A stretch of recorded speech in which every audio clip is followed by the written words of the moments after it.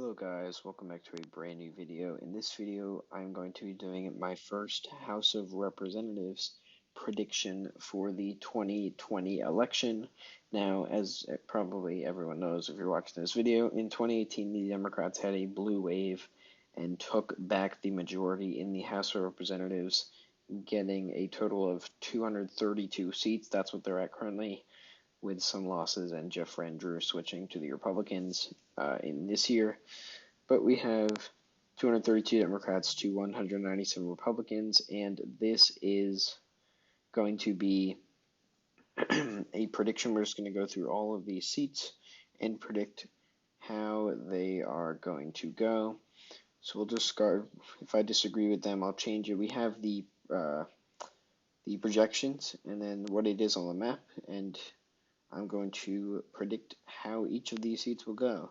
Now, I would probably agree with most of these. I think Devin Nunes' seat will probably go by lean margin just because he's pretty unpopular and in the Intelligence Committee hasn't done a very good job. You could even see Arizona's first district going by a safe margin purely because of the trends in Arizona. 1.1% margin to Trump in 2016 will mean the district probably goes to the Democrat in 2020. I would probably agree with all of these seats. All these seats here. Florida 25th might go safe, I think, actually. Purely because he's a legacy Republican minister since 2002, and Florida never usually flips seats. I think W. McCarcel panel, yep, that'll probably go safe margin because Florida doesn't flip seats. Lucy McBeth, I believe she will retain her seat. Listed as a toss-up here, but I believe that she'll retain her seat. She is on the Judiciary Committee, and she has done a pretty good job, I would say. And she's not too unpopular, even though it is in Georgia, and also Georgia with the trends and everything means that the Democrats will probably win this district in the presidential race, when I also think she will win it in the House race. Georgia's 7th district, I believe, will go by a lean margin. This district may trend enough to go Democratic, but I don't believe that unless the Democrats can put up a very strong candidate, we'll be able to flip it. Now going over to Iowa over here, I believe Iowa's first will stay in the Democrats, Iowa's second will go to the Republicans, and Iowa's third will stay with the Democrats. As you can see here, all three of these Democratic-held seats went to Trump by the margin of victory in 2016, and two of these being freshmen, Abby Finkenauer and Sidney Axne, but David Lobsack is not running for re-election, been there since 2006. I believe that seat is going to be the one the Republicans target the most and probably flip, as it's going to be an open seat. But for Iowa's 1st district and Iowa's 3rd district, they're going to remain the Democratic column. Let me just say now, just because they voted for impeachment does not mean that voters are going to just turn against them completely. As you can see here, the margin of victory here was only 3.5%, and a lot of the people that voted for Trump may even support impeachment at this point, and it's not going to be a make or break for them in how they're going to vote in the next election, since he's not going to be removed from office anyway.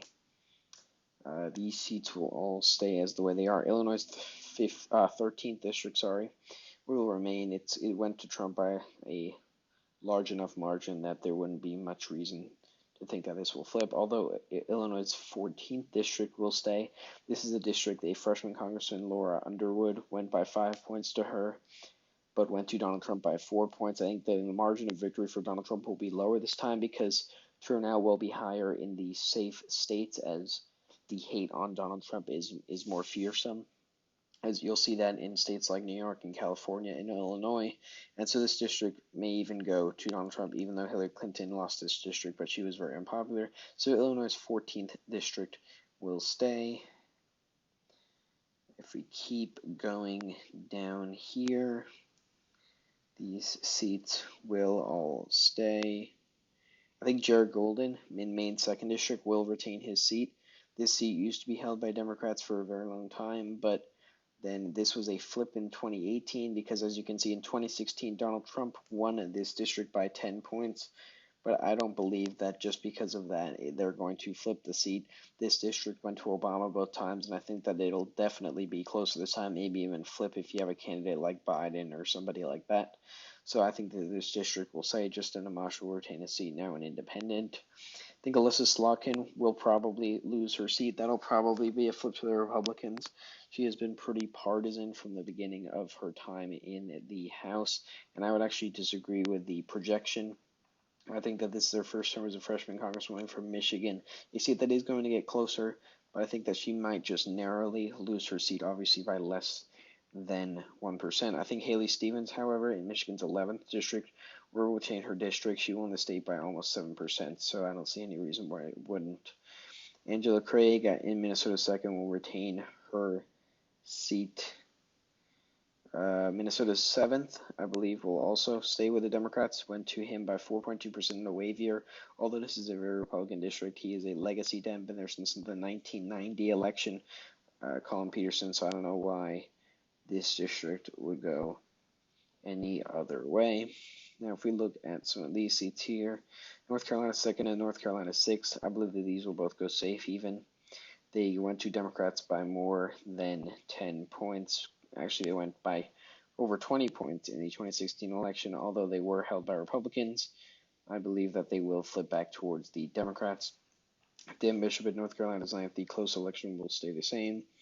Nebraska's 2nd district, I believe, will stay to lean, although it could get closer. The Democrats can field a good candidate. New Hampshire's 1st, Chris Pappas, will stay the same. I believe New Hampshire will be a larger margin of victory for the Democrat than last time, so that seat will stay the same. Jeff Van Drew, I believe he will retain his seat, although if the Democrats, in anger of Jeff Van Drew, put up another candidate, I believe that they can flip the seat. But with Andy Kim in New Jersey's 3rd district, I believe that this will be a flip. This seat used to go to Republicans by 20-something points every election, and Andy Kim was able to flip the seat. But he has been very partisan, and I believe that for that reason, in a district that is 6.2% up for Trump, the district will go for the Republicans. In New Mexico's 2nd district, I believe that this will also be a flip. Only went to Xochitl Torres Small, sorry, don't really know how to pronounce the name, but went to Trump by 10%, even with Gary Johnson there. And she only won by 2% against not a very strong candidate, and she will probably lose her seat. I believe now we get to the New York ones. I believe Max Rose will retain a seat, as well as Antonio Delgado will retain a seat, but Anthony Brindisi will not retain his seat.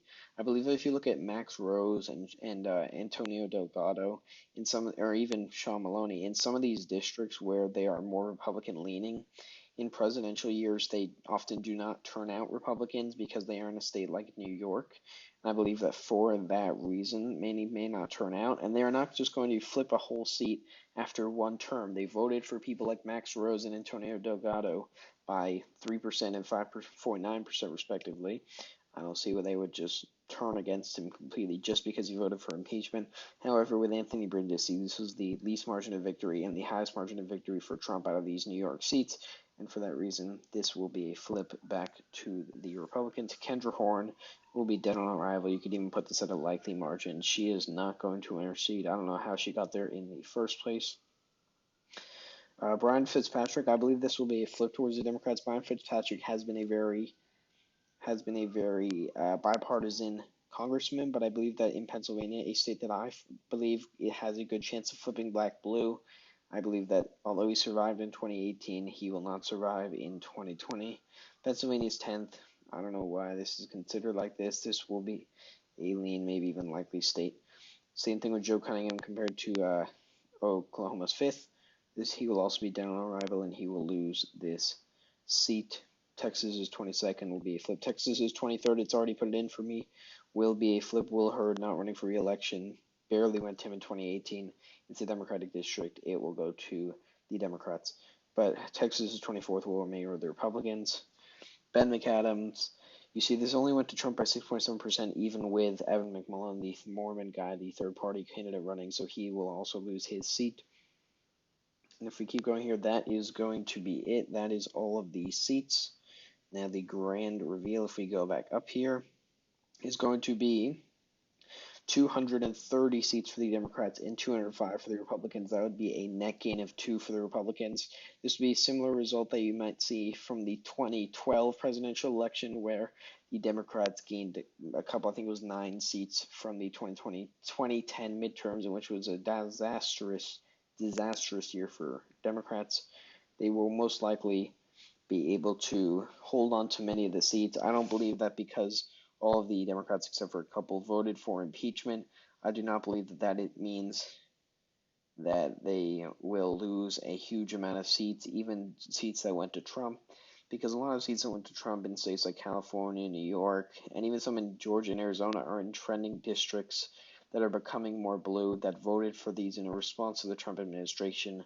I don't know whether they would just completely turn against them just because of impeachment, as many have been arguing. I believe that the chances for the Republicans to take back the House are slim to none. I believe that they would have to win many districts. They'd have to win all of Iowa's districts. They'd have to win more in Michigan, more in New York, more in California, more in Arizona, more in Texas, and I believe it would be a completely uphill battle, as everyone admits, just like the Senate will be an uphill battle for the Democrats. But at the end of the day, I believe the Democrats will get 230 seats in the House to the Republicans' 205 seats. So yeah, I hope you guys all enjoyed this video. Please like and subscribe as always, and I'll see you guys later.